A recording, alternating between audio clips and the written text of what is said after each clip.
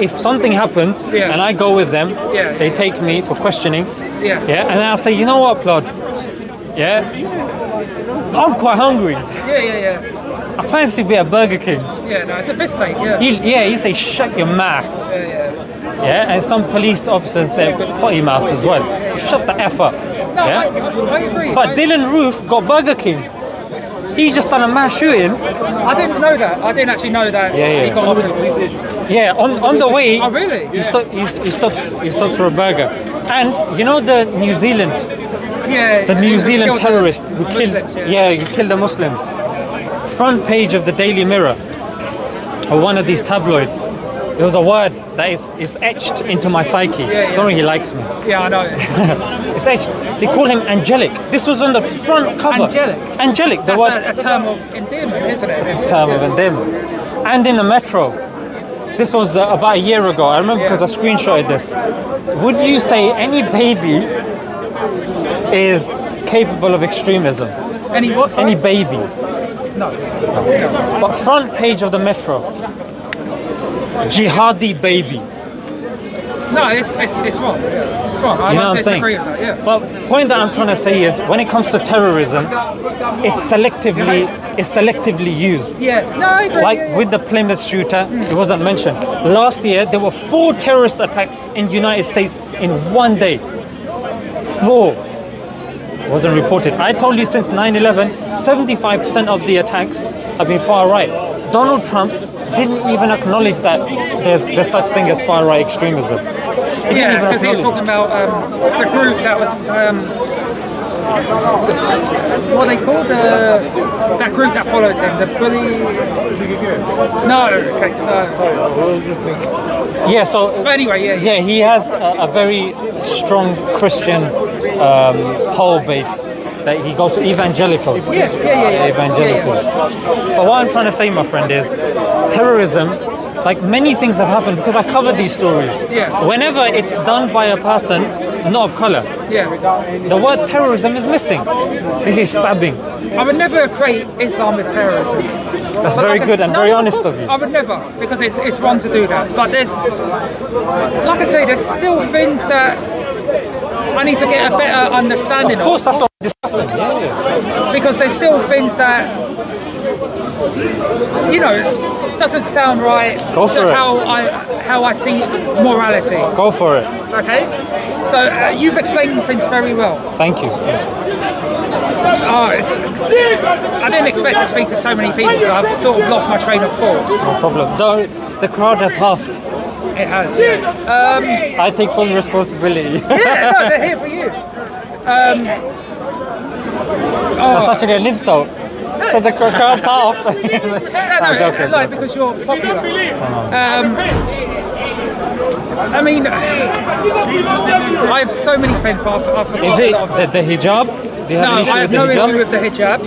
I have an issue with the niqab, but not the hijab. I think for me, it's ironic because you're wearing a niqab. I know, but it's only because I don't want it.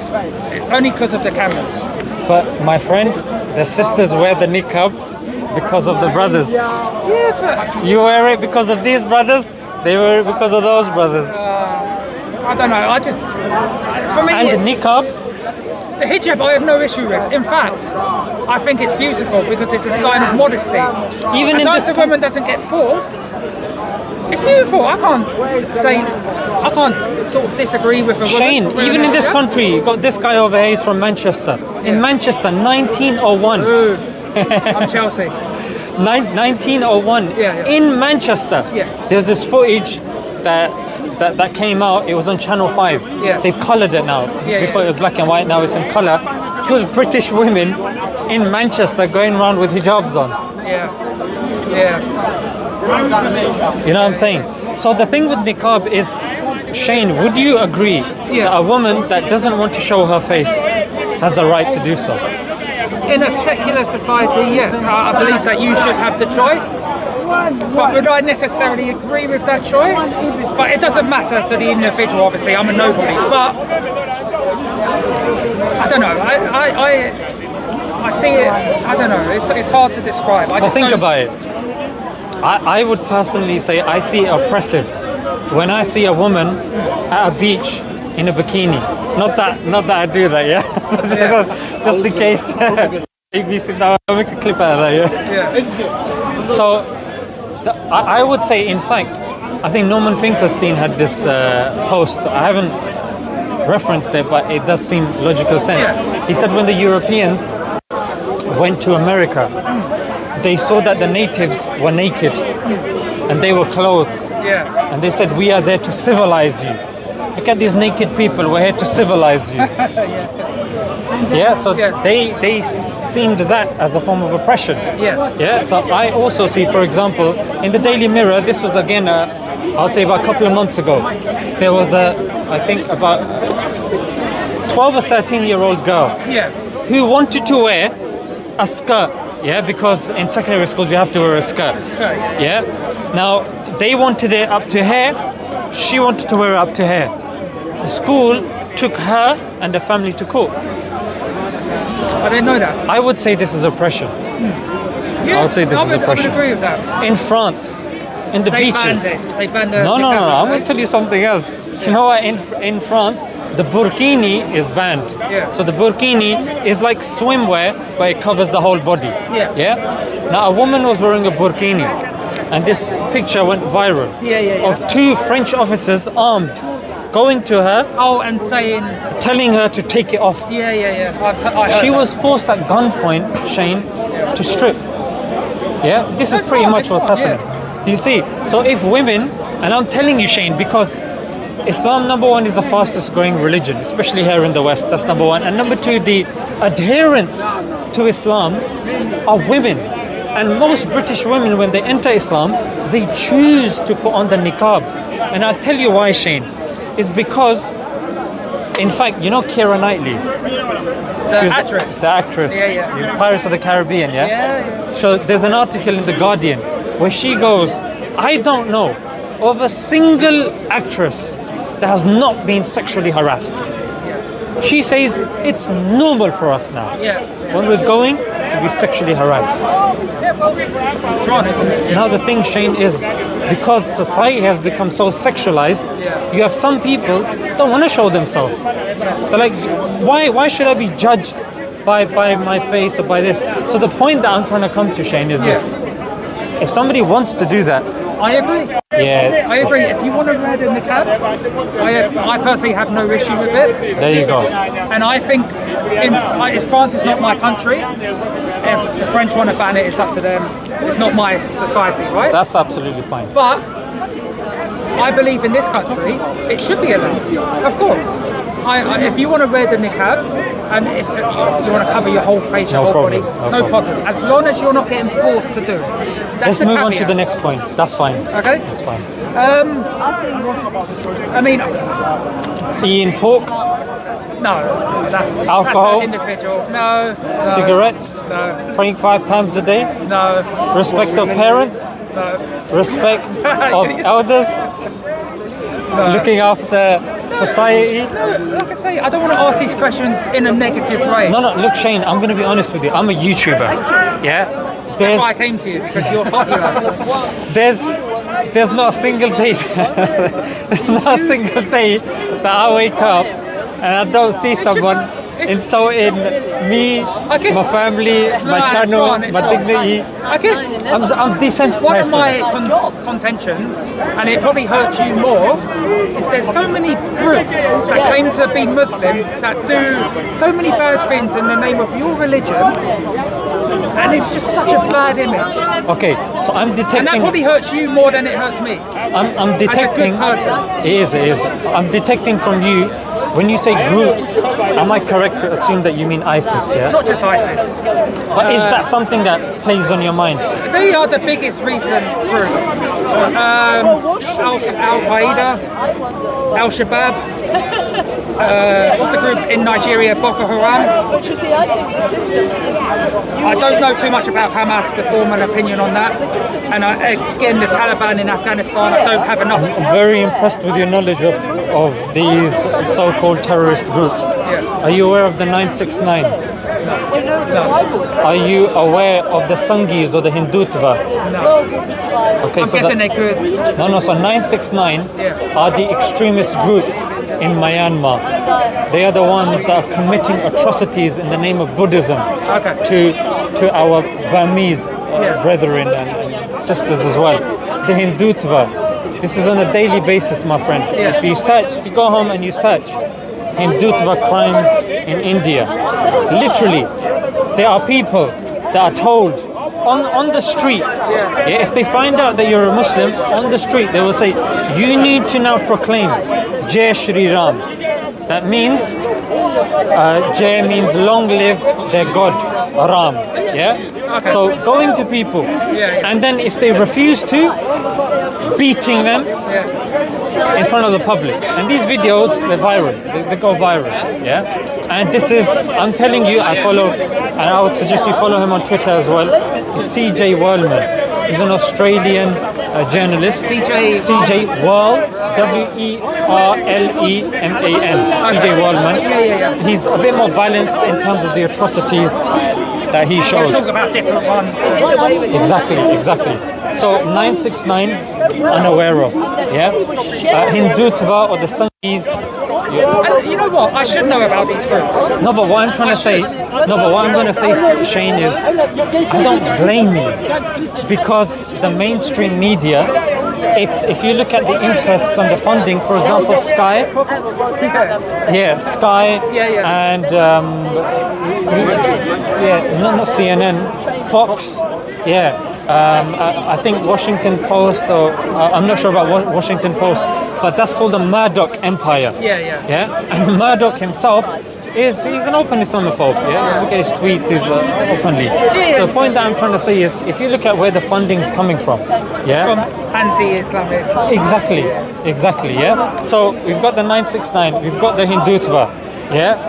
There was another group, and this was when I was doing these Palestinian videos as well. There's a group even within the Israeli Knesset, and it's a very hardline Zionist group, which has now got mainstream acceptance in so loud. mainstream acceptance, even within Israel. The thing, Shane, is because you're a receptive individual, and you're getting your answers. Sometimes that's the only way for these people to distract. I honestly believe this is what some people have to come and destroy. But we will continue. Are you aware of the Lord's Resistance Army? Is that in Africa? Yes. That's in. Is it Congo? I don't know. I think so. That's a Christian extremist group as well. The point that I'm trying to say, my friend, is a lot of these things are happening on a daily basis. But the thing is, they're not reported. For example, were you aware about two weeks ago, in India, there were mass gatherings where they were calling for the death of Muslims.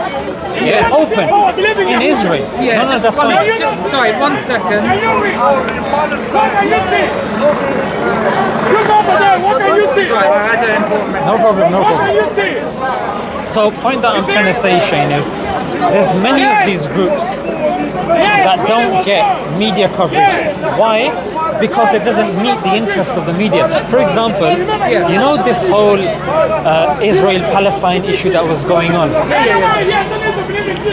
When it came to Palestinians, when it came to Israelis, they say they have been killed. When it came to Palestinians, they've died. If you look, somebody who's died, it's like in a passive way. He's just died. Oh no. Killed is more aggressive. So language is very. I think I saw your video. Oh, you did? You and Ali had a fan, and we did. You were,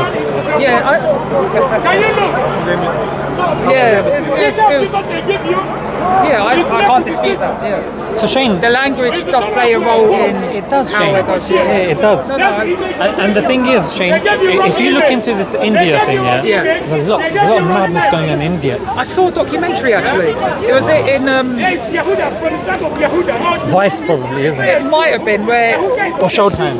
it was talking about Muslim businesses getting burnt and destroyed. I forgot the reason why, but I saw a documentary on that. Is that what you're talking about?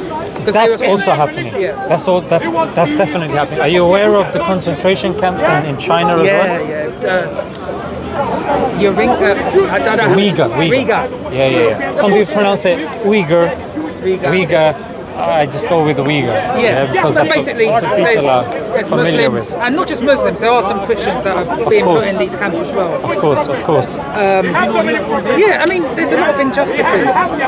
But what I'm trying to highlight, Shane, is when you look at news, you have to be, and it's very difficult for you to be balanced because BBC, they're unbalanced. Like the way they claim to be very nuanced, but the media war, I would say, on Jeremy Corbyn was absolutely preposterous. Yeah, even if a person doesn't agree with Jeremy Corbyn, at least give the guy, proper coverage. Yeah, I mean, in terms of Jeremy Corbyn, in terms of his morals, there's some things I might not agree with him. I'm not a political person, but I could understand that he's a good person at his core. And he wants the best for everyone.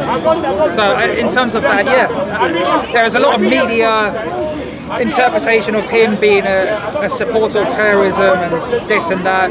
So I get your point. I do get your point.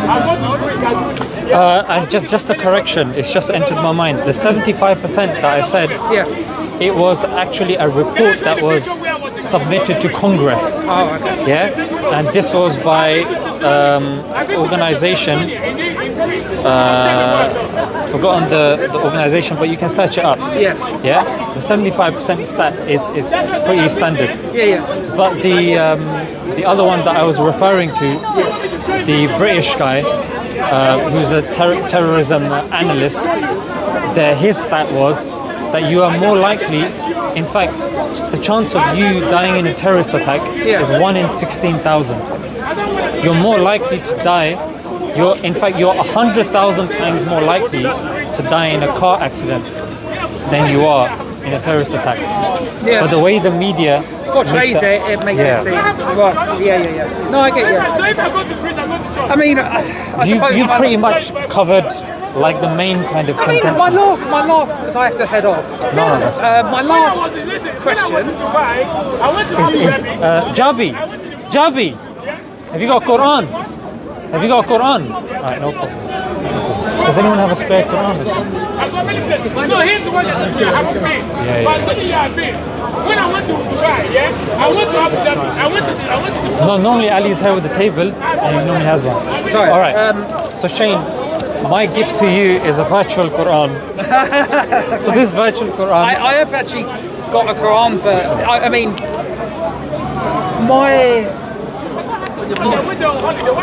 the thing, Shane, and I've got a physical copy. Here's one thing that I really want you to kind of do tadabbur on, just to focus on. Islam is the only religion that's constantly in the eyes and on the tongues of people. There must be a reason. There must be a reason why Islam is relevant. There must be a reason why people keep looking to Islam, questioning about Islam, why Islam is relevant. When it comes to other faiths like Christians, when it comes to the Council of Nicaea, when it comes to different versions of the Bible, when it comes to the Quran, you look at any manuscript, from Sana'a, the one in the British Library, the one in your homes now. You go to Somalia, you go to Japan. You pick up any copy of the Quran, it will be identical. However, you go to Japan, you look at one copy of the Bible, King James Version, you come here in Newton, it's going to be different. The Quran, my friend, is one. When you look at the Prophet, peace be upon him, why is that Muslim when he gets up at the start of the day? Islam teaches us how to clean ourselves in the toilet.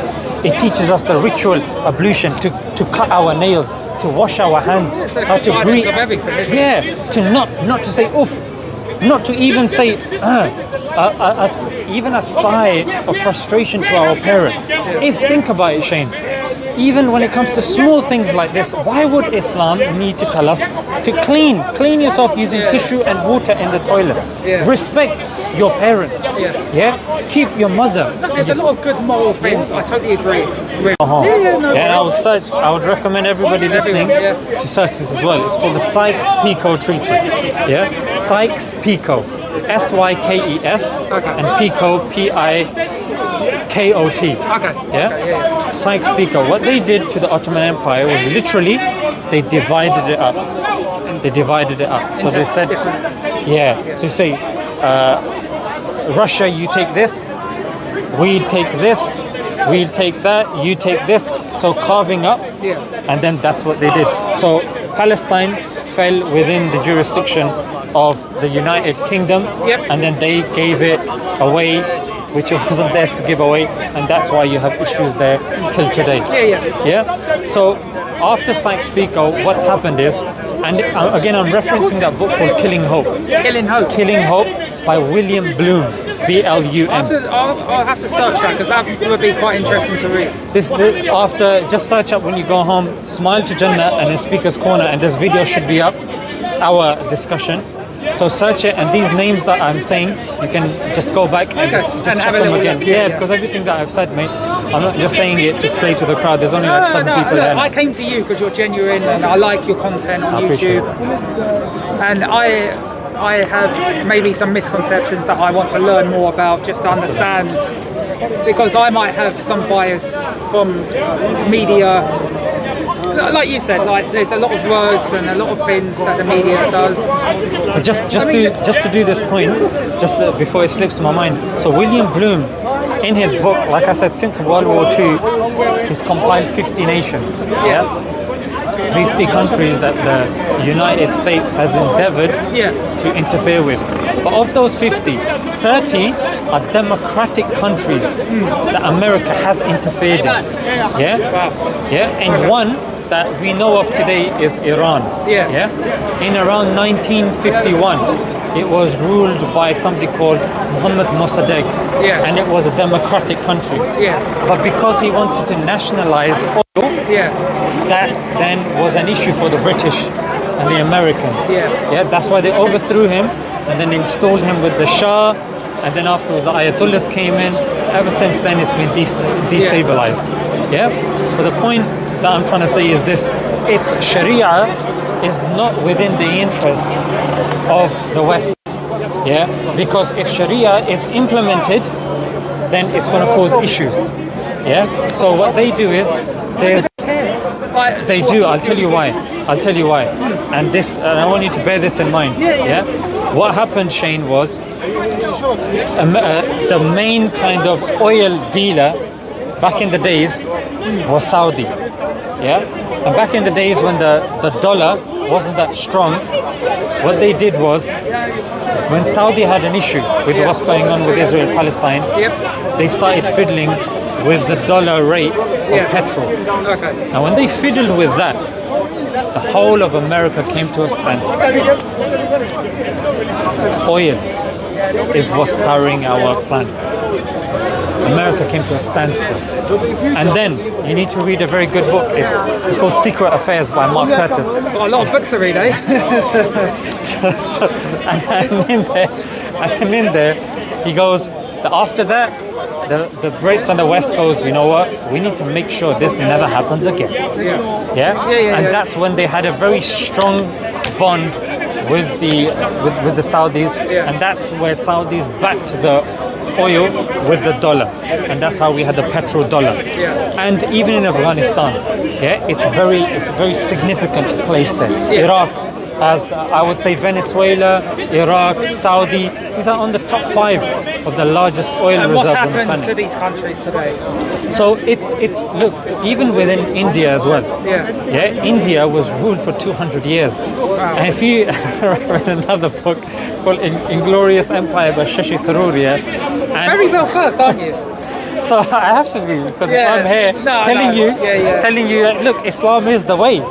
have to be. You know what I'm saying? Like, I'm not here gassing. Like, I'm telling you. Like, And there are a lot of people that do in this part. But yeah, no, I agree with you. Yeah, So Shashi Tharoor will tell you some of the vile acts that the British did in India. Like, even with the people that were very good at textile. And to stop them from, sewing and creating the stuff needed, they'll cut off their thumbs. The Kikuyu tribe of Kenya, they would put their scrotum in a vice and squish it. Yeah, they took the empire to court. This was, again, you can search this up in the Telegraph. They took them to court. Yeah, these things have happened. And when the British, they left India after 200 years. As the people were celebrating, you could see a column of smoke. And that column of smoke was them burning the colonialization documents. And even now, we have 9 million documents, and they're stored in a shared facility with MI6 or MI5 up north near Derbyshire. So you can search stuff. It's in the Guardian as well. It's written by, I think, Ian Cobain. He's very good when it comes to this. Yes. So the point. So did that answer your? Yeah, I mean. And you know what? It makes sense. Like what you're saying, I can agree with, but it just why. I'll tell you why. And I'll summarize it with this. History is written by the victors. History is written by the victors. And Winston Churchill said, I don't care what they say about me, because we're going to be writing the history books. And I saw that article. It's an opinion piece, again by Shashi Tharoor. It's in the Guardian. You can search this up. In that same article, he was saying, about the Afghans, the very Afghans now. You know what's going on in Afghanistan, So with the Afghans, he said, and this again is in the same article, he said these Afghans, they need to know about they need to respect the white man. They need to know and respect the white man. But you're not going to hear that in the narrative that CNN is saying. The point that I'm trying to say, look, Shane, is you're not living in the Ottoman Empire. You're living in a Western neo-liberalized, post-industrial revolutionized empire, and it's this empire that is writing the history books. They're the ones that are controlling the narrative. I agree. Before I go, can I just ask you? And Shane, if you want to ask me any stuff, even on camera, you're more than welcome to do so. You can take my details as well. Sorry, I just. What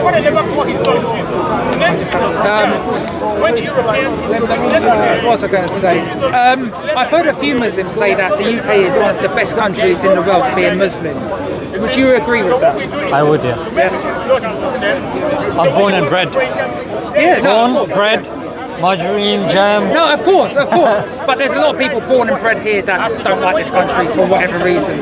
And I'd say they have a right to do so. Yeah, of course, Like when you say like the country, like I love living in the country. I love the people. Yes, there are certain things that I'm not going to say I love that guy. Who is that? Is that Piers Corbyn?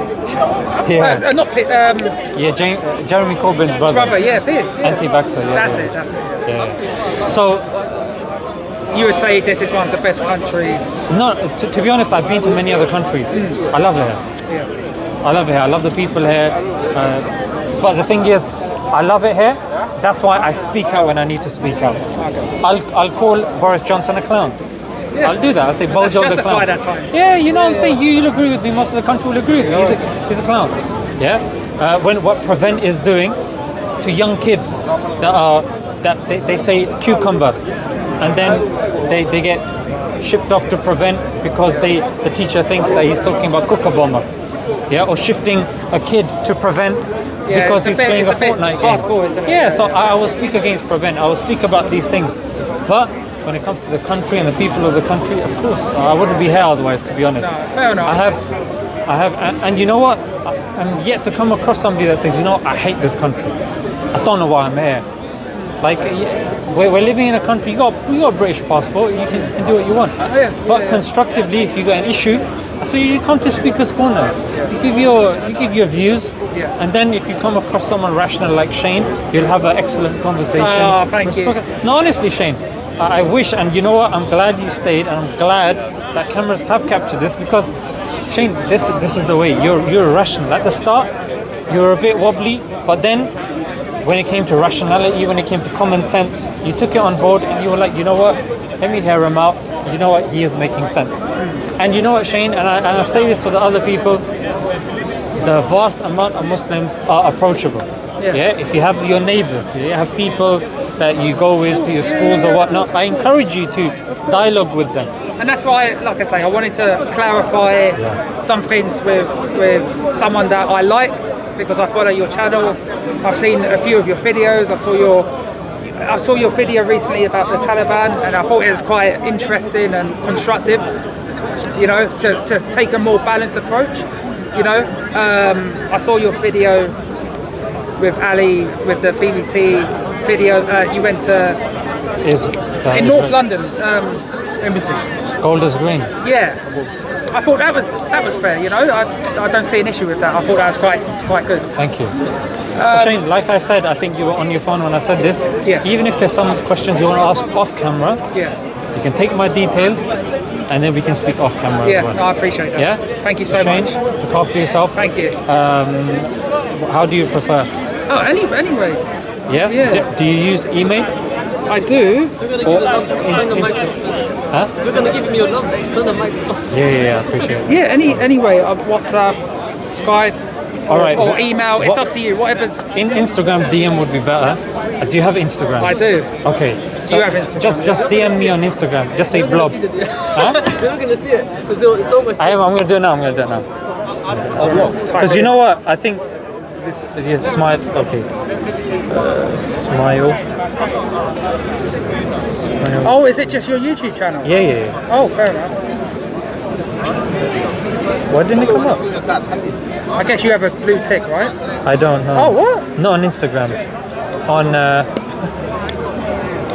YouTube I do. So What to write? Blog? you can write whatever you want. Oh, okay. That was just me. Oh, okay. Hello, darkness, my old friend. You can say that. Yeah. All right. Guys, thank you for the conversation. I appreciate it. No, my pleasure. All right. So that's you here. Yeah. Put you in general, and I say hello. Yeah. No, I appreciate And then that. any questions, mate? Because I know even on camera sometimes you're Yeah, I mean, watching your words. But Yeah, because there's, you know, I was planning to have a one-to-one, so I've never been filmed, so it's hard for me to get everything that I want to say across, because obviously it's a bit nerve-wracking to have so many people on me. That's why I wanted to wear the mask. especially these brownies. No. I get it. But yeah, no, I really enjoyed it, so thank you. I appreciate Thank you that, for the Shane. conversation. And like I said, my friend, I will also pray for you, but I say this to anyone that's sincere. Yeah, there's a pill that you take. Yeah. And this pill is It sounds like the Matrix, a red pill, blue. it's a metaphorical pill. Yeah. And here's what you do: you go home today, Shane, and you just raise your hands in whichever way you feel comfortable. Yeah. And I think you've heard this, yeah. Yeah. And you say, Lord, God, whoever you are, wherever you are, guide me. Yeah, guide me to the straight path. Help me reach the path. I genuinely want to know. Yeah. I'm scared of what I've heard, but there's just so much misinformation. Yeah. You can see today I went and I spent 45 minutes, an hour speaking to Smile2Jannah. Yeah. So I've made that effort because Shane, you know what it is, my friend. You made the effort. You know when you're making an effort, Shane. Why would God not listen? You know what I'm saying? You've made the effort. So this is now what I want you to do. You go home, you say, God, I've made the effort today. I was rational, I was respectful, and there's whatever's going on inside me, I want you to help me. Yeah. And then Shane, I'll be here next week as well. And you have Do you come here every details. week now then? Yeah, I'm trying to come every Sunday. Because if I'm not mistaken, like a lot of your videos are from that room, right? He is on the sofa, yeah. Yeah. On the sofa. But you're going to come down here more often. I am. I like it here because, to be fair, Shane, seeing people like yourself, I think is more of an encouragement for me as well. Because, like you've acknowledged, I do read and I know my references. But the thing is, sometimes all it takes is the person that's there with an open mind and knows me. Thank you so much. Yeah. Love my Thank bro. you. Yeah. It's really good talking to you guys. Thank you. Thank you. I'm a Norwegian Muslim convert and I have a question about Islam. Can you help me answer it? If I made some food and gave it to my neighbors, would I be rewarded for that? I hear you saying yes. But what if I gave the gift of Islam to someone, like someone gave to me? Don't you think that would give me more reward than the food? Of course! Brothers and sisters, we have purchased a property to establish a masjid in the capital of Norway. By supporting our masjid, you will inshallah gain the reward for gifting Islam to our community. Imagine the children memorizing the Quran, the lines filling up for the prayers 5 times a day, the non-Muslims discovering the beauty of our deen. Subhanallah, all of that reward can be yours for a small donation. Allah said, believe in Allah and His Messenger and donate from what He has entrusted you with. So those of you who believe and donate will have a mighty reward. And the Prophet sallallahu alaihi wasallam said, whoever builds a masjid for Allah, Allah will build for him a similar house in Jannah. Click the link to help and gain the mighty reward promised by Allah. Also, please help us reach more people by sharing the video. May Allah grant you a palace in the highest level of Jannah. Ameen.